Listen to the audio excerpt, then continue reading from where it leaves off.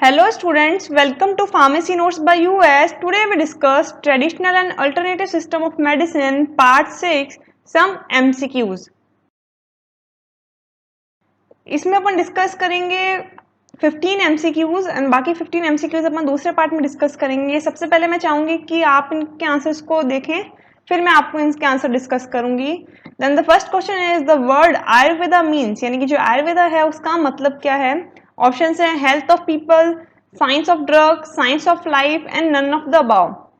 तो अगर आपको डेफिनेशन याद है आयुर्वेदा की, तो वहां पे अपन ने पढ़ा था कि it is the ancient science of life, यानी कि उस समय पे जो साइंस के बारे में जो नॉलेज थी, this is known as Ayurveda. तो आंसर इसका होगा C, science of life. Second question is panch mahabhutas and tridosha theories is related to, यानी कि अगर अपन आयुर्वेदिक सिस्टम्स में या सॉरी मेडिसिनल सिस्टम में जाएं तो अपन ने काफी सारे सिस्टम्स पढ़े थे ट्रीटमेंट के, लाइक आयुर्वेदा, यूनानी, होम्योपैथी, चाइनीज, सिद्धा। उसमें से जो पंच महाभुट्टा जो त्रिदोषा है वो किस सिस्टम का प्रिंसिपल था। तो ऑप्शंस में अगर अपन देखें तो होम्योपैथी के अंदर सिस्टम था पाइथागोरियन थ्योरीज थी, आयुर्वेदा के अंदर त्रिदोषा थ्योरी थी, चाइनीज के अंदर यिन यांग थ्योरीज थी, यानी कि इसका आंसर क्या होगा, B, Ayurveda. Here is the answer. Science of life is known as Ayurveda and Tridosha and Panch Mahabhuttas are related to Ayurveda system.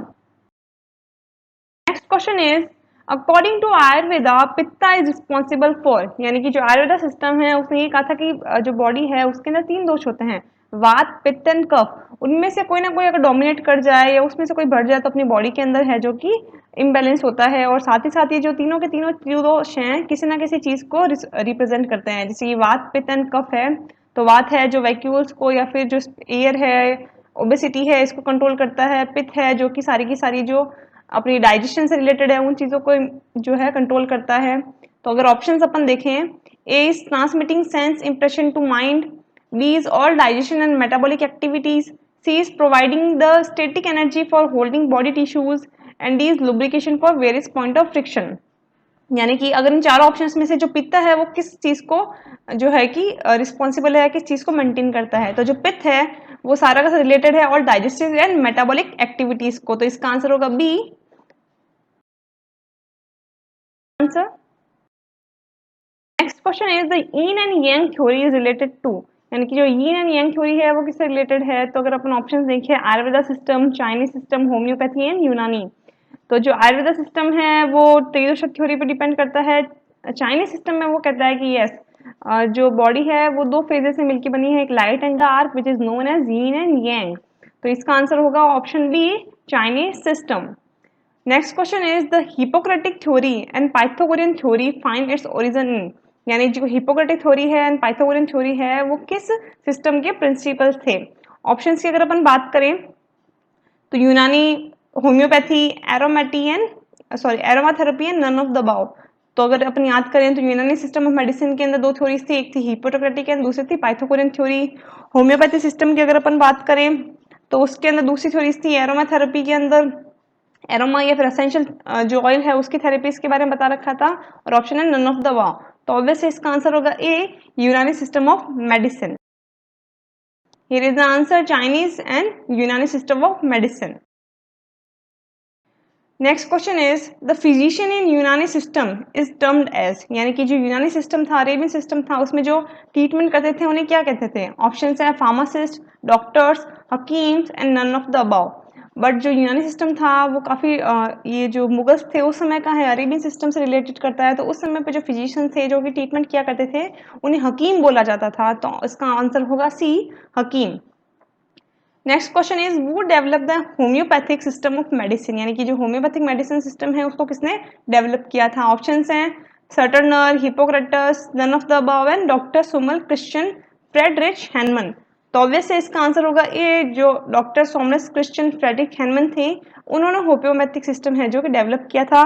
बाकी अगर दूसरों की अपन बात करें तो हिपोक्रेटस है तो it is known as father of medicine, वही सटनर है तो इन्होंने आइसोलेशन किया था ओपियम का मॉर्फिन से।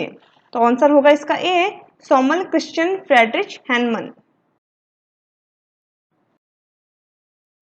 Is the fundamental principle of homeopathy is, यानी कि जो फंडामेंटल प्रिंसिपल है होम्योपैथी का वो क्या है।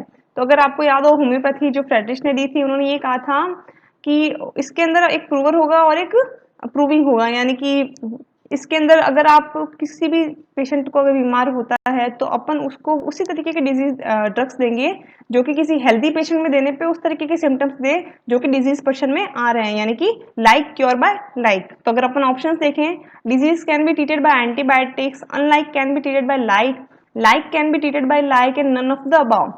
यानी कि ऑब्वियस है जो प्रिंसिपल ऑफ होम्योपैथी रहेगा वो रहेगा like can be treated by like, यानी कि जो सेम ड्रग्स हैं वो ही उस सेम बीमारी का इलाज करने में कामयाब रहेंगी। तो आंसर होगा इसका C, like by like. Next question is the concept of proving and prover is related to. Option है Ayurveda, homeopathy, aromatic and Chinese therapy. तो ऑब्वियस है लाइक क्योर बाय लाइक जो थेरेपी थी या जो प्रूविंग एंड प्रूवर है, यानी कि एक ड्रग है जो प्रूव कर रही है, और प्रूवर यानी कि जो हेल्दी पर्सन है वो। तो ये जो रिलेटेड सिस्टम होगा वो कौन सा होगा? B, homeopathy. Here is the answer. Like can be like treated is known as homeopathy principle, and proving and prover is based in concept of homeopathy. Next question is वो coined the term aromatherapy, यानी कि जो aromatherapy थी जिसके अंदर essential oil से है जो कि ट्रीटमेंट किया जाता था, बेसिकली जो मेंटल हेल्थ है उसको क्योर किया जा रहा है। तो उसके जो टर्म है वो किसने दी थी? ऑप्शंस हैं Rene Maurice Gattefosse in 1928, Theophrastus in 1930, Cavot in 1925 and Hookers in 1920। जो रीनी मोरिक्स था उन्होंने 1928 के अंदर जो टर्म है एरोमैथी वो एरोमाथेरेपी वो है जो कॉइन की थी। तो इसका आंसर होगा A, Rene Morris.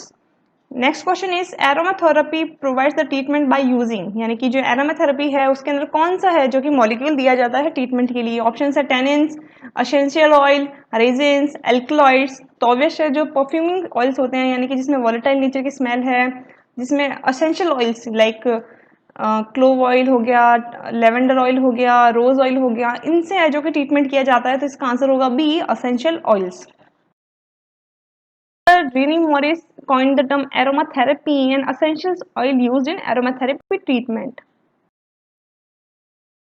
Question is aromatherapy can be affected by, यानी कि जो एरोमाथेरेपी है वो कहाँ पे इफेक्ट की जा सकती है? तो ऑप्शन है लोकल मसाज दी जा सकती है, वोल बॉडी मसाज दे सकते हैं, एरोमिक बाथ एंड इनहेलेशन दिया जा सकता है, and D is all of the above.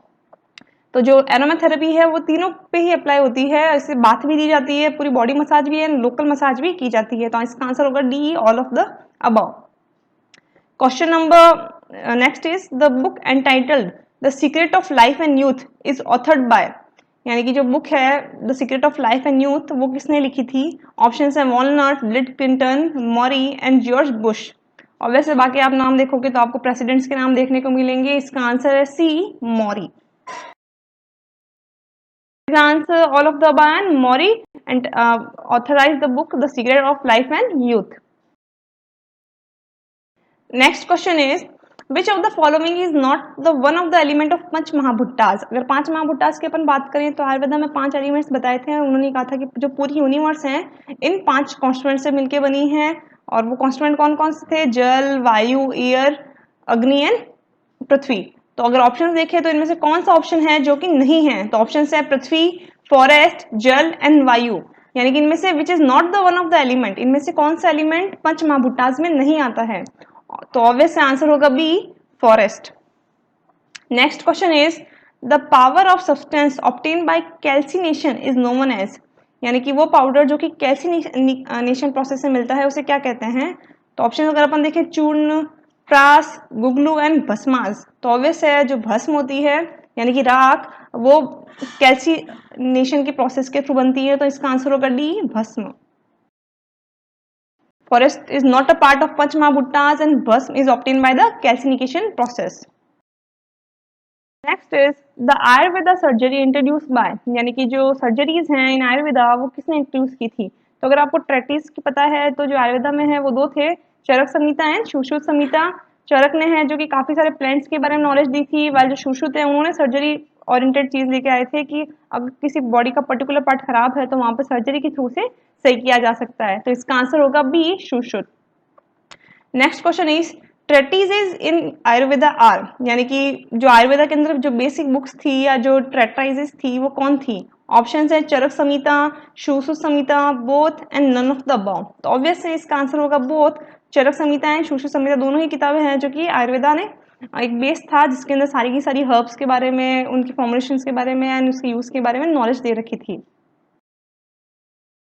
The answer in surgery, Shushu Samhita and Charak Samhita and Shushu Samhita are both the treatises in Ayurveda. Next question is, which natural substance used as precursor of synthesis of steroidal drugs? यानी कि इनमें से जो natural drug कौन सी है जो कि as a precursor use की जाती है स्टेरॉयडल ड्रग के सिंथेसिस के लिए? ऑप्शंस की अगर अपन बात करें, डाइसोजेनिन, वसाका, ब्राह्मी एंड क्लोव। अगर अपन यूज की बात करें तो डाइसोजेनिन है जो कि steroidal drugs like progesterone, contraceptives इनके जो प्रीकर्सर के रूप में यूज की जाती है। वसाका, ब्राह्मी, क्लोव इन सब का जो कि एनाल्जेसिक, मेमोरी में या फिर दूसरे तरीके का यूज है। तो ऑप्शन इसका रहेगा A, diosgenin. Next question is, part of Tridosha theory is, यानी कि इनमें से कौन सा पार्ट है जो त्रिदोषा में थ्योरीज के अंदर आता है? ऑप्शन है vata, pitta, kapha and these all of the above. तो ऑब्वियस है, अगर अपन आयुर्वेदा सिस्टम की बात करें तो उन्होंने कहा था कि बॉडी में 3 दोष होते हैं जो कि टोटल जो 5 एलिमेंट हैं उससे मिलके बने होते हैं। वो होते हैं वात, पित्तन, कफ। जो वात है वो मिलके बना होता है स्पेस एंड एयर से, पित्त मिलके बना होता है अग्नि एंड वाटर से, एंड कफ मिलके बना होता है वाटर एंड अर्थ से। ये तीनों के तीनों एलिमेंट एक बैलेंस में रहते हैं। अगर ये इम्बैलेंस हो जाएं तो जो बॉडी है वो हेल्दी से अनहेल्दी कंडीशन में चली जाती है। तो आंसर इसका होगा D, all of the above. Here is the answer. Diazoxanine used in the synthesis of steroidal drugs and Vat, Pitta and Kapha are Tridosha theory. Next question is, which is wrong character of Panchsheel theory? यानी कि जो पांचशील theory थी उसमें से इनमें से wrong system कौन है? तो पांचशील थ्योरी में अगर अपन बात करें, रस, गुण, वीर्य ये सब चीजें थी, while Hima is a formulation which is cold decoction. तो ऑब्वियस है इसका आंसर होगा डी, हिमा। यानी कि हिमा है जो कि पंचशील थ्योरी के अंदर इंक्लूडेड नहीं है। इन सप्त धातु थ्योरी शुक्र रिप्रेजेंट्स, अगर सप्त थ्योरी यानी कि जो सप्त धातु थ्योरी है उसके अंदर जो 7 धातु के बारे में उन्होंने बता रखा था, उनमें से जो शुक्र है वो क्या रिप्रेजेंट कर रहा था? ऑप्शंस हैं bone, blood, reproductive system and none of the above. Obvious है जो शुक्र है वो रिप्रोडक्टिव सिस्टम को डिनोट कर रहा था, तो इसका आंसर होगा C, reproductive system. The answer, Hema is not in Panchshil theory and reproductive system is also known as Shukra in Sabdhatus theory. Hope you understand and enjoyed the video. Please like, share and subscribe. Thank you.